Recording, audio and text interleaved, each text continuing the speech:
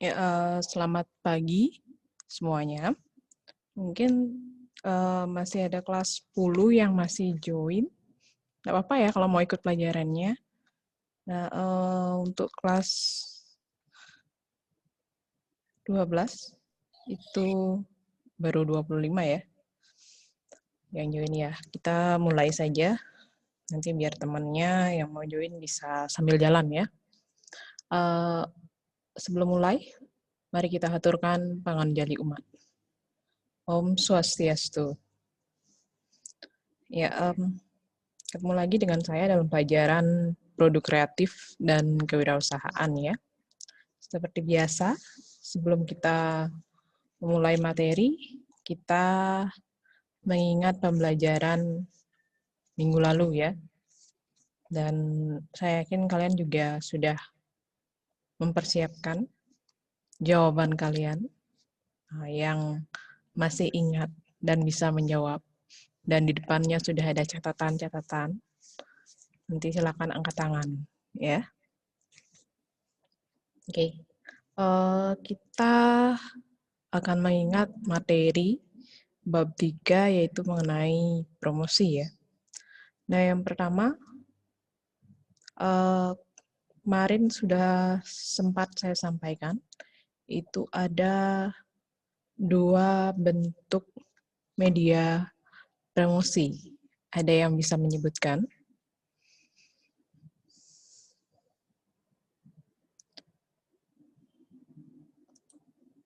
Ya, yang tadi pertama angkat tangan siapa ya? Cynthia Dewi ya.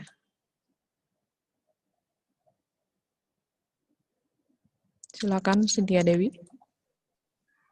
Pagi, Bu. Ya, bisa lebih keras. Pagi.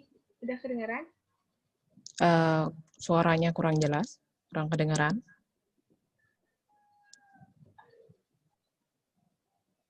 Sudah kedengaran? Sudah? Bentuk media promosi ada 2, yaitu above the line media atau media lini atas, yaitu aktivitas marketing atau promosi yang biasanya dilakukan oleh manajemen. Dan yang kedua yaitu below the line media atau lini bawah, yaitu segala aktivitas marketing atau promosi yang dilakukan di tingkat retail atau konsumen dengan salah satu tujuannya adalah konsumen supaya aware dengan produk. Dan adapun media tambahan dari media promosi yaitu sensory branding dan ambient art. Ya, udah ditambahin lagi sama Cynthia Dewi ya. Cynthia Dewi kelas 12 sampai 8 absen 23, benar? Benar ya? Oke. Ya, benar jawabannya. 2 bentuk media promosi itu ada above the line promotion media, kemudian ada below the line media. Saya yakin semuanya udah bawa catatannya ya.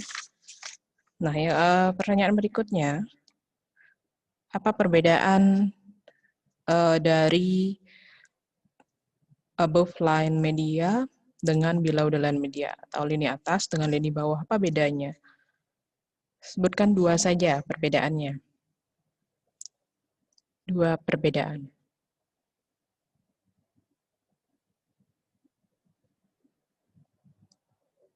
Jadi kalau kalian menyebutkan perbedaan, jangan menyebutkan pengertiannya. Sebutkan dari segi apa kalian membedakannya. Bisa membedakan? Siapa mau menjawab?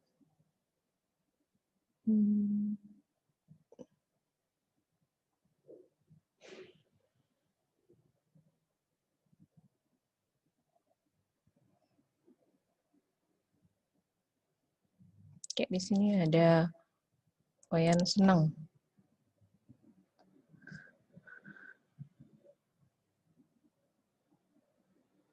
Silakan.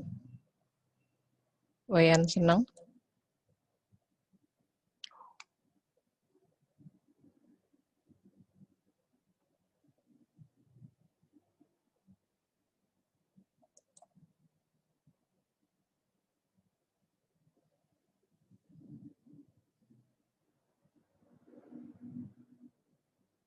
Gimana? Oke, ada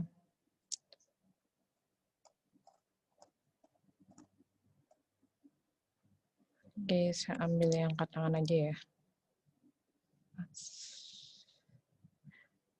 Dila Cahyanti.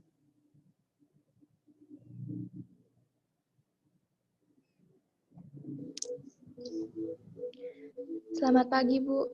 Pagi. Perbedaan media lini atas dengan media lini bawah yaitu perbedaan media lini atas yaitu bersifat tidak langsung mengenai audiens, sedangkan media lini bawah yaitu bersifat langsung mengenai audiens. Iya. Lagi satu? Dan pembayaran harus melalui biru iklan dan pembayaran tidak harus melalui biru iklan. Iya. Kalau yang above the line media, dia menggunakan membayarnya, kita harus membayar ya, atau menggunakan jasa biru iklan.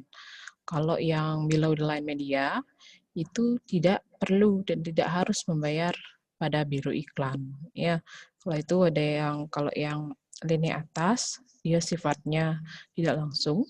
Kalau yang lini bawah itu sifatnya langsung, ya.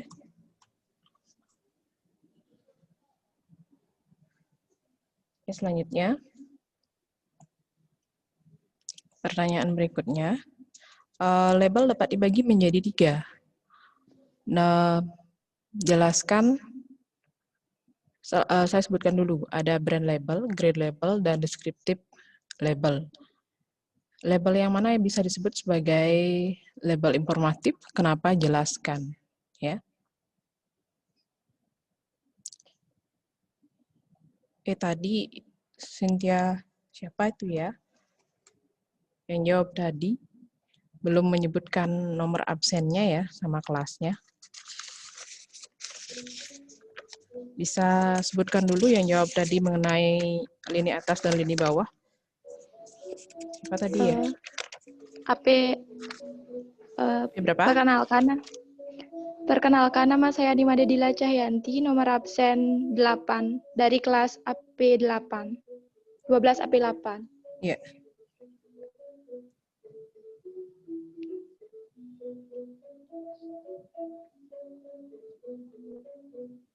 Oke, kita lanjut ke pertanyaan yang tadi. Itu ada brand label, grade label, dan descriptive label. Nah, dari label yang tadi, yang mana yang disebut dengan informative label, jelaskan kenapa. Siapa yang saya tunjuk tadi ya? Oke, kita ke Yuliastini ya. Yuliastuti, maaf. Selamat pagi, Bu. Kurang keras? Selamat pagi. Ya, sudah. Baik. Pagi. Untuk pertanyaan Ibu, yang mana yang disebut dengan informatif label ya, Bu ya? Iya. Ya, informatif label yaitu label yang biasanya memberikan suatu informasi mengenai kegunaan atau manfaat suatu produk, di mana di dalam label itu berisi cara penggunaan produk tersebut, terus kegunaannya apa, cara penggunaannya apa, cara penyimpanannya itu bagaimana. Itu mengenai informasi bagi penggunanya. Nah, yang mana dari ketiga label yang tadi yang disebut informative label? Itu descriptive label. Iya, descriptive label ya. Itu hampir sama dia. Deskriptif dengan informatif label, karena di sana kita bisa mencari informasi tentang sebuah produk. Jadi tidak perlu buka produknya, kita sudah tahu bahwa produk itu kegunaannya untuk apa ya, masa kadaluarsanya sampai kapan. Ya, oke. Makasih Liastuti. Absen berapa? Kelas apa? Absen 34, kelas 12 AP6. Ya. Nah, saya punya pertanyaan berikutnya. Minggu lalu kita membahas mengenai bauran promosi. Ya. Bauran promosi itu apa? Bauran promosi? Siapa ya yang menjawab? Komang Ayu Trisnawati. Pagi, Bu. Pagi, Bu. Udah kedengaran? Sudah. Bauran promosi merupakan gabungan dari berbagai jenis promosi yang ada untuk suatu produk yang sama agar memperoleh hasil dari kegiatan promosi secara maksimal. Oke. Kamu masih ingat bauran promosi itu ada 5 apa aja? Sebutkan saja. Sarana baurannya, Ya. untuk sarana bauran promosi ada 5, yaitu pertama ada periklanan atau advertising, yang kedua ada Advertising, ya. Yang kedua ada promosi penjualan atau sales promotion. Yang ketiga ada hubungan masyarakat atau public relation. Yang keempat ada penjualan personal, yaitu personal selling. Yang kelima ada pemasaran langsung, yaitu direct marketing. Ya, benar ya. Absen? Absen 10, kelas 12 AP6. Ya, terakhir ya. Tadi ada direct marketing. Ya, ada direct marketing. Kemudian ada, oke, saya pakai bahasa Indonesianya, penjualan personal dengan pemasaran langsung ya. Personal sales dengan direct marketing atau pemasaran langsung. Nah, itu apa sih bedanya? Pertanyaan terakhir. Penjualan personal dengan pemasaran langsung. Apa bedanya?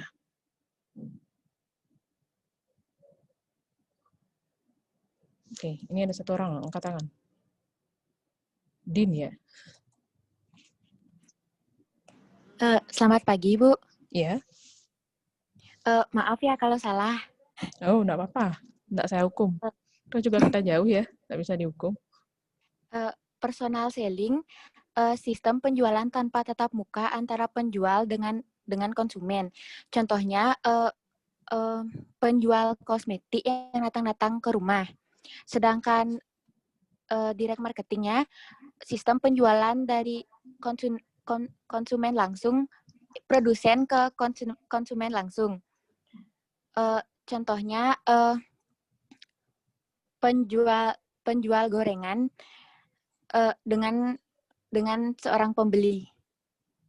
Jual gorengan dengan seorang pembeli. Ya. Jawabannya benar ya. Cuma perbedaannya belum kena. Itu kan sama-sama dia artinya face to face ya.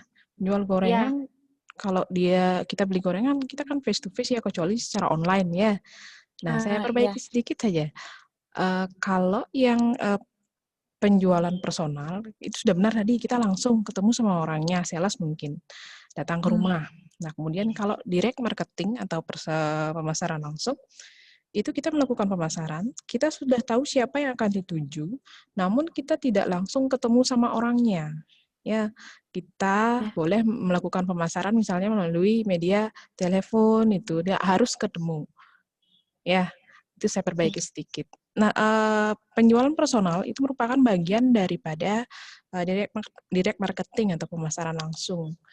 Nah, direct marketing, dia bisa tatap muka, dia bisa lewat telepon, internet, dan lain sebagainya. Namun, ada konsumen yang dituju itu jelas, siapa yang mau dituju personal ya sifatnya. Ya, nah itu saja mengenai materi yang minggu lalu dan sebelumnya. Kita lanjut ke materi saat ini ya. Nah, di materi kali ini kita akan pelajari mengenai periklanan. Nah, periklanan itu merupakan bagian daripada promosi, salah satu bagian daripada promosi. Jadi kalau kita lihat, itu pengertiannya hampir sama dengan promosi. Ya, di sana ada memberikan informasi tentang sebuah produk, kita membujuk seorang konsumen, ya, itu bisa menjadi arti sebuah periklanan. Mungkin kalian sudah banyak lihat di televisi ya mengenai iklan. Oke, nah sama seperti minggu lalu, prediksi dasarnya apa yang perlu kalian capai, menentukan media promosi, kemudian prakteknya membuat media promosi, Tujuan pembelajarannya itu adalah nanti diharapkan setelah mempelajari materi ini, kalian nanti diharapkan memahami pengertian periklanan, kemudian memahami strategi periklanan. Bagaimana strateginya periklanannya ya. Nah, pengertian periklanan menurut para ahli. Nah, di sini ada yang pertama ada Agus Hermawan. Ini beda-beda pengertiannya. Periklanan merupakan bagian untuk memenuhi fungsi pemasaran, di mana periklanan tidak sekedar memberikan informasi pada klien, tetapi juga ditujukan untuk mempengaruhi perasaan, pengetahuan, makna, kepercayaan, sikap, citra konsumen yang berkaitan dengan suatu produk atau merek. Nah, di sini Agus Hermawan ini, sebagai seorang ahli, dia menyatakan bahwa kalau kita melakukan periklanan, tidak hanya memberikan informasi saja, kita juga harus bisa mempengaruhi, baik mempengaruhi panca inderanya, pengetahuannya, ya, pengetahuan daripada seorang konsumen. Nah, itu yang ditekankan pada pengertian periklanan menurut Agus Hermawan.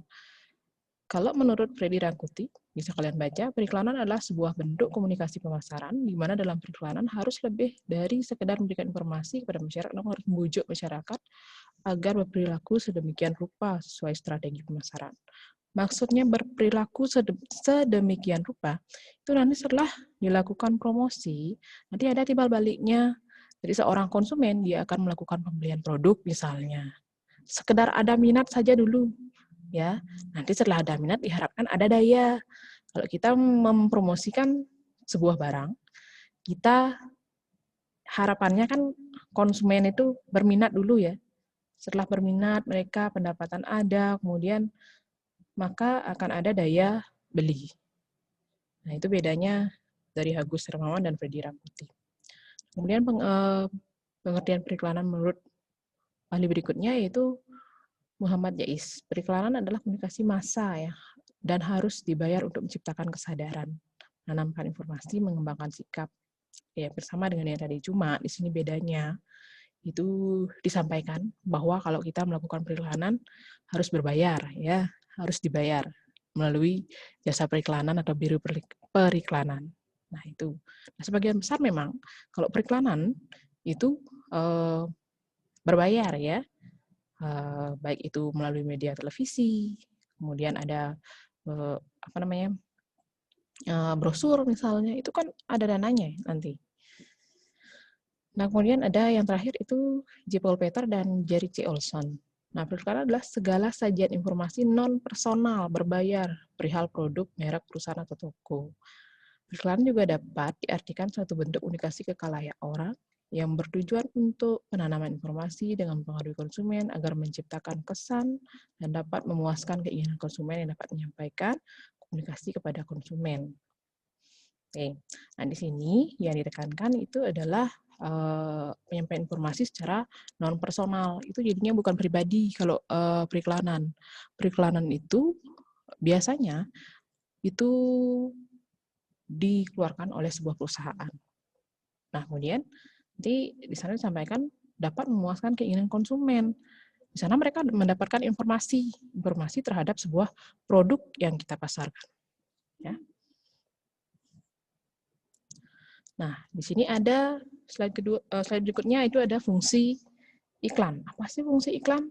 Kenapa harus iklan yang dipilih sebagai media untuk promosi? Nah, yang pertama itu iklan dapat memberikan informasi, ya, karena tujuan iklan itu sendiri adalah menyampaikan informasi sebuah produk. Kemudian membujuk dan mempengaruhi. Ya, mereka membujuk, mempengaruhi konsumen bahwa produk saya ini bagus. Nanti kalian harus beli, ya, kualitasnya bagus. Itu nomor 1 di dunia, itu biasanya, misalnya diisi ya. Kita kan jadi terkesan jadinya. Oh, nomor 1, dia dapat brand loh, gitu misalnya. Kemudian menciptakan kesan atau image, ya kesan misalnya kalau baju-baju bermerek biasanya misalnya 100% cotton itu misalnya bagus kayaknya, gitu itu bisa menciptakan image. Nah, minggu lalu kalian sudah saya sampaikan mengenai bauran promosi, itu salah satunya adalah hubungan masyarakat ya, public relation. Nah, dengan melakukan public relation, ya, kita bisa menciptakan kesan atau image bagus di masyarakat. Nah, itu bisa menjadi salah satu bagian dari fungsi iklan.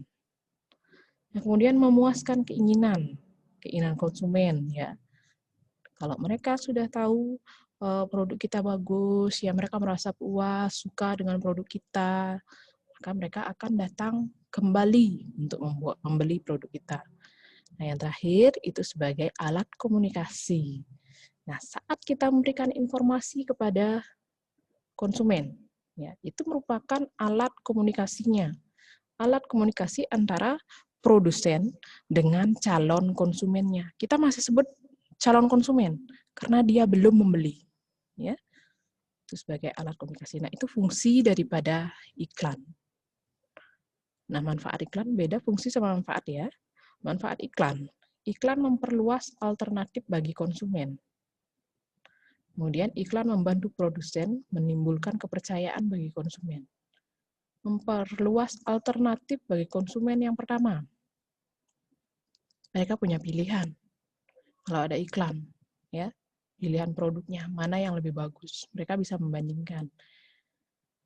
Kemudian iklan membantu produsen menimbulkan kepercayaan bagi konsumen. Iya, menimbulkan kepercayaan, manfaatnya ini terhadap perusahaan, ya.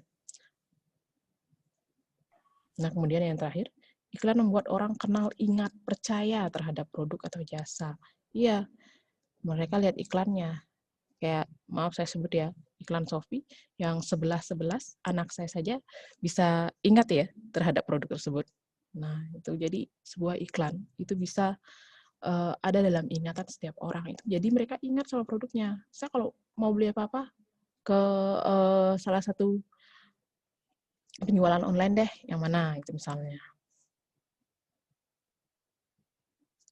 Nah, kemudian strategi periklanan. Itu ada 4 hal, atau ada plan, do, check, action.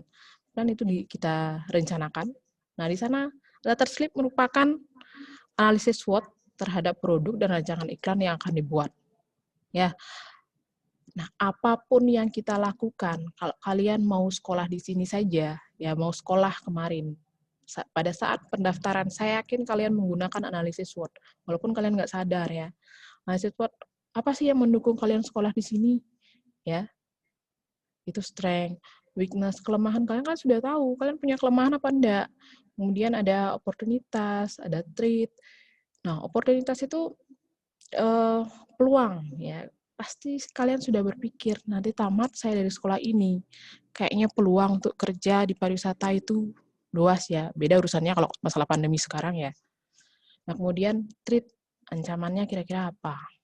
Nanti ancamannya ya seperti sekarang, kerja di pariwisata misalnya ada pandemi seperti ini, itu ancamannya, ya, yang berasal dari luar diri kita.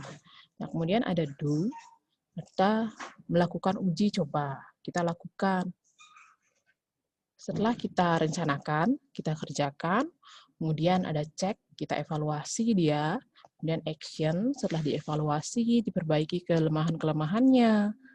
Nah, barulah kita mempublikasikannya. Itu yang terakhir, ya. Oke. Nah, di sesi terakhir, saya ingin kalian, kalau tadi kan saya sampaikan kesimpulan pengertian periklanan, ya. Bisa enggak salah satu dari kalian menyampaikan kesimpulan pengertian periklanan? Kalau tadi dari 4 para ahli pengertian periklanan, ada enggak yang bisa menyimpulkan pengertian periklanan? Menurut kalian, periklanan itu apa?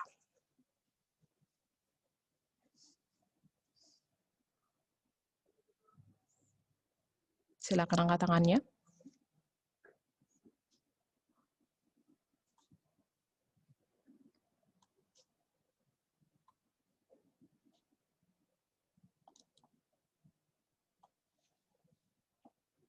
Ada yang mau mencoba, silakan.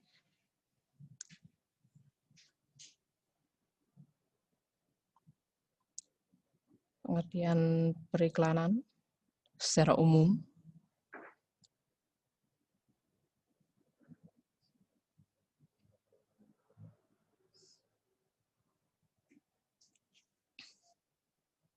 Boleh kalian siapkan jawaban di bawahnya ya. Di sana ada analisis SWOT. Nah, boleh cari dulu apa aja sih itu. Kalau mau jawab nomor 1, kesimpulan pengertian periklanan boleh. Mau jawab analisis SWOT-nya boleh.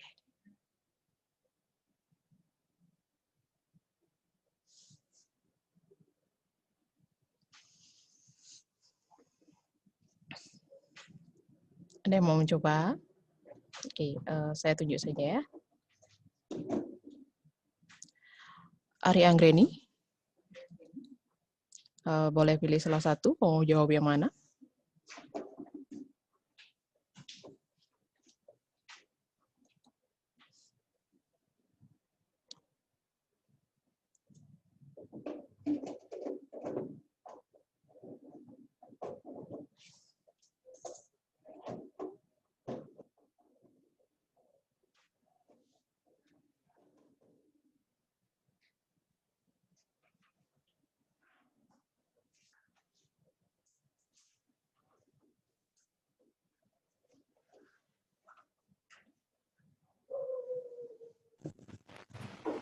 Selamat pagi, Bu. Ya, selamat pagi.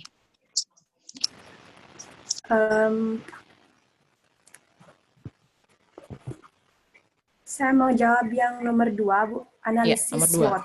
Analisis SWOT terdiri dari apa saja? Maaf kalau salah ya, Bu. Oh ya, Yang pertama itu ada strength, artinya kekuatan. Yang kedua, weak, kelemahan. yang kedua? Weak, kelemahan. Oh, istilahnya? Apa we? Ya, weak. Weakness. Ya? Weakness maksudnya. Oke, O-nya? Opportunity atau kesempatan. Kesempatan. Istilahnya? Opportunities. Iya, opportunities atau peluang atau kesempatan. Iya, T terakhir. Kiri yaitu threat, Ya, artinya tantangan. ancaman. Nah, di sana ada kekuatan, kelemahan, peluang, ancaman. Bisa kamu pilih enggak yang mana berasal dari dalam diri kita dan yang mana berasal dari luar atau internal dan eksternalnya? Yang mana kira-kira? Yang berasal dari dalam diri kita itu ada kelemahan dan kekuatan. Kemudian yang berasal dari luar yaitu ancaman dan peluang. Ya, udah benar jawabannya. Kalau internalnya itu strength dan weakness. Kalau eksternalnya opportunities dan threat. Absen berapa? Kelas apa? Perkenalkan, nama saya Gusti Putu Ari Anggreni, nomor absen 5, kelas 12 AP 11. Ya, terima kasih jawabannya. Ya, untuk soal yang pertama, kesimpulan pengertian periklanan, ada yang mau angkat tangan? Oke, ada 2 yang angkat tangan. Ini tadi udah sempat jawab ya. Yuliet.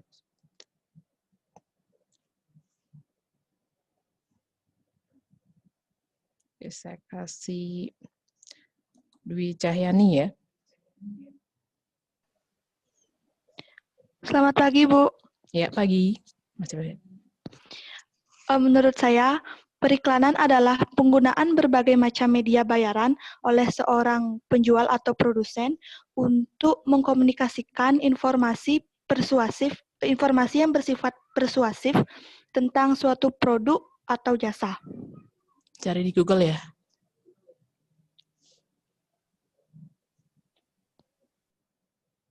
Sempat buka Google atau pengertian sendiri? Ya, Bu. Yang mana ya? Buka Google apa pengertian sendiri? Ya. Ya, yang mana? Saya sempat cari di internet. Iya. Nah, kalau dilihat dari kata-katanya, itu kayaknya buka Google. Ya, bisa saya terima jawabannya. Saya terima usahanya ya. Kamu absen berapa ya? Tadi udah Absen sempat jawab 15, AP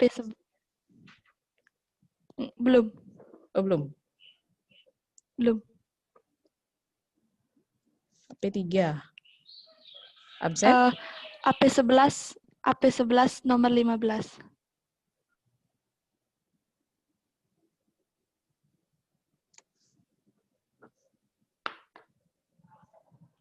Ya.